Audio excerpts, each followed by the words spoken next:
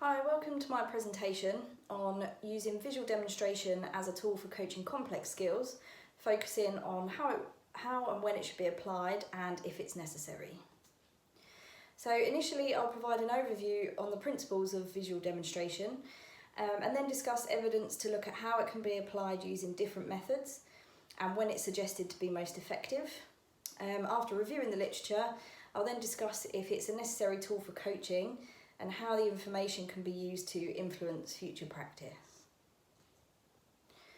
So the use of visual demonstration to enhance motor learning goes off the principles of Bandura's observational learning theory, which stemmed from the social learning theory outlined back in '71.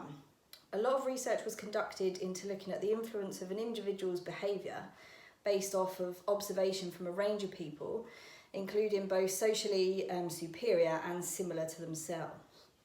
How these two theories differ is that the social learning theory actually takes into consideration the influence of positive and negative reinforcement, whereas the observational learning theory just looks at the act of a behaviour based off of observing another individual. So one landmark study conducted by Bandura was that where he looked at children's behaviour after observing individuals performing both kind and aggressive acts towards a boo-boo doll. There was no reinforcement here, they just simply copied the behaviour that they'd observed. So this principle, without considering the reinforcement of the behaviour, is more relevant in a strength and conditioning setting because, when it comes to skill acquisition, because we are very much restricted in our movement capabilities based off of our own individual capacities. So reinforcement is not going to have much of an influence on what we're able to perform physically when we're initially learning complex movement skills. So when looking at research surrounding how visual demonstration could be applied, studies looking at visual modelling carried out in person is relatively scarce, which is possibly due to the limitations that come with that sort of experimental design. But there is a fair amount which demonstrates that use of video demonstration does result in faster acquisition of a motor pattern than either verbal instruction alone or no instruction at all. One study, which actually looked at individuals throwing a dart to a horizontal target, found that individuals who received video demonstration began to closely resemble the motor pattern that they'd observed after just 6 trials compared to 100 trials in those that received verbal instruction. They also found that their control group, who received no instruction, actually failed to change their movement pattern at all. And they actually adopted a totally different movement strategy throughout. However, even though the movement pattern was adopted faster in those that received the demonstration, it must be noted that there were no significant differences observed in the scores between the groups. And actually all groups improved their scores as time went on and they were allowed to practice. Some later research has looked at the addition of cueing to video demonstration and has actually found this further positively affected the results when it came to adopting the movement pattern of a model. One study which looked at golf swing performance found that the addition of visual cues in the form of coloured light filters to draw attention to specific movement shapes led to faster acquisition of the model's adopted movement pattern compared to just the video demonstration alone. And another study which looked at a football kicking task found that the fastest acquisition actually took place when the video demonstration was combined with both verbal and visual cues together. So they used arrows and vocal explanation over the video to communicate the desirable positions that were being displayed by the model.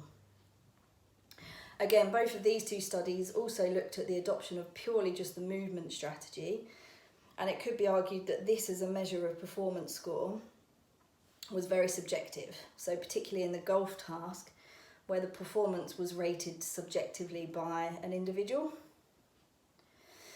Some other studies have looked into using more complex visual demonstration techniques, such as using point light technology in the acquisition of a complex ballet movement. But what the authors found in this study was that this was actually seen to be less effective compared to the simple form of video demonstration with a model.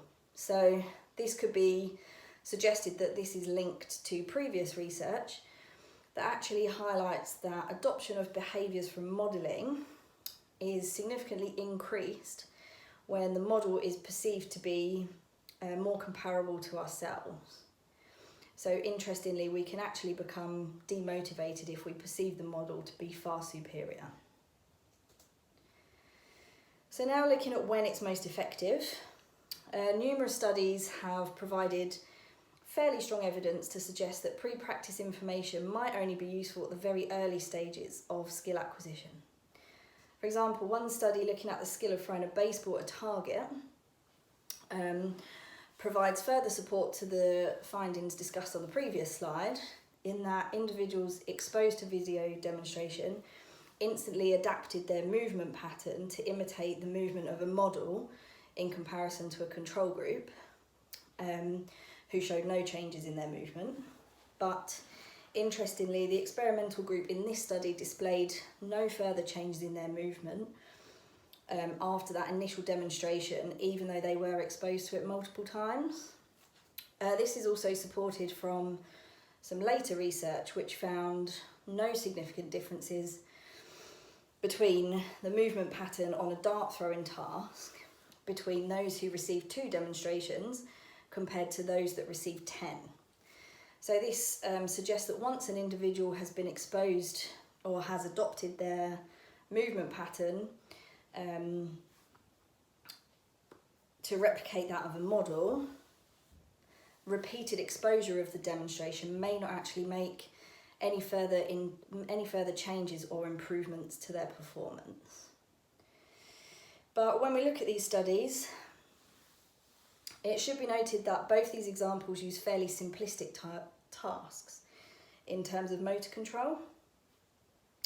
It's previously been suggested that as the complexity of a task increases, the individual's ability to process and use the information that they've observed becomes much more important to the process of skill acquisition. And in particular, if they've acquired the knowledge of the task implicitly, so without being consciously aware of what they're learning, or explicitly, so being consciously aware that they're trying what they're trying to achieve by directly copying a task. So studies looking at the use of visual demonstration in the acquisition of more complex skills, such as those using a skiing task simulator, found that those exposed to visual demonstration actually perform worse than those that were allowed to explore their own movement strategy to find a solution to the task. So this suggests that a more exploratory learning approach, so utilising an implicit learning strategy, might be more beneficial as the complexity of the task increases. This is in line with the visual perception perspective theory outlined by Newell and Scully in 1985, which actually explains the differences in what information is absorbed from the learner when they're exposed to visual demonstration. Is it that they simply look at the motion of the limbs, or are they able to look at the effect of the movement on the given environment? So more the outcome of the movement rather than the anatomical body positions. Some more supporting evidence for this can be seen in a study which looked at both a return tennis stroke and a golf swing task. And they found that when the attention was directed to the movement of either the racket or the golf club, as opposed to the position of the limbs, both performed better on a retention test. So whilst there are limitations to this study in that no control group was used, it does give some indication as to where the attention should be highlighted when using visual demonstration, particularly with the combination of cueing. So we could argue that this should be acknowledged by coaches when deciding what information to communicate to the learner when they're using visual demonstration as a method of coaching, particularly for complex skills. So from reviewing some of the existing literature on visual demonstration, we can see that it has been shown to assist individuals in adopting a movement pattern faster in comparison to those who are left to explore movement strategies of a given task. But it is questionable as to whether or not this actually leads to a direct improvement of an individual's performance, particularly in a competitive sporting environment. It could be suggested that this learning strategy may have more relevance when learning closed motor skills in comparison to open motor skills, where many other environmental factors need to be considered, as previously recognised by Gentle in 72. For example, other playing opponents, weather conditions, and playing surface. The evidence has also raised the consideration if a technical model movement pattern in relation to coordination and anatomical ranges of motion is exactly what we want, or is exploratory movement a more desirable learning strategy when it comes to learning complex skills. The evidence has suggested that using an explicit learning approach and simply copying a behaviour from another individual has been shown to be effective in the short term and when performing relatively simple movement tasks, but less effective when it came to testing the retention of that skill. Also, there's evidence to suggest that adopting an implicit learning strategy by utilising more exploratory movement techniques might lead to a longer lasting adoption of the desirable movement outcome, particularly when it comes to learning more complex skills. From this information, we could argue that coaches should carefully consider the audience and the outcome goals of the coaching session before automatically adopting a visual demonstration method of coaching. The evidence suggests that a visual demonstration combined with cueing method of teaching might be useful when teaching simple movement patterns to beginners in the early phase of skill acquisition. But could it be that if we're teaching a more complex skill to more advanced athletes, would they actually benefit more from utilising the time to spend on practice and receiving feedback rather than repeatedly watching demonstration prior to a practice session? Limitations of the evidence also have to be considered before making any firm applications to a coaching environment. Some of the studies have failed to use a control group, and others have used a very subjective methods of measuring performance, such as that using an individual rating of golf swing performance. Also, as previously mentioned, many studies have simply just looked into the movement mechanics rather than any sort of performance score. And this therefore could raise the argument that many of the tasks used in these studies might lack the critical component of motivation, which was one of the key principles outlined in the observational learning theory. So, for example, things like the desire to win against an opponent, or consideration of the environment, such as working harder to avoid an injury on real snow when it came to the skiing task.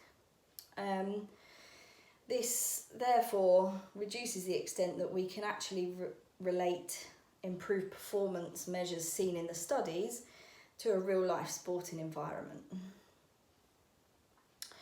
And also, as previously mentioned, none of the studies have actually looked at visual demonstration performed in person, and it's therefore unclear how individuals would react to real life demonstration compared to video demonstration, meaning that further investigation is needed in this area. So, in summary, visual demonstration is based on the theory of observational learning, and it relies on explicit learning techniques which involve copying movement patterns alone rather than using reinforcement to enhance skill development. Literature suggests that the most effective strategy is when visual demonstration is combined with both verbal and visual cueing to enhance the communication, and when performed by someone we perceive to be like ourselves rather than somebody far superior. It's possibly only effective in the very early stages of skill acquisition, and demonstration should look to focus on the overall movement pattern rather than specific phases or body or limb positions. It could be suggested that it's a necessary tool for beginners, but perhaps advanced athletes learning complex skills would benefit more from the time being spent on practice and receiving feedback to enhance their learning rather than spending the time on the initial teaching process. And lastly, future research is needed to explore the effects of visual demonstration performed by a live model, and if there are differences when applied in a class or a one-to-one setting. Many thanks for watching.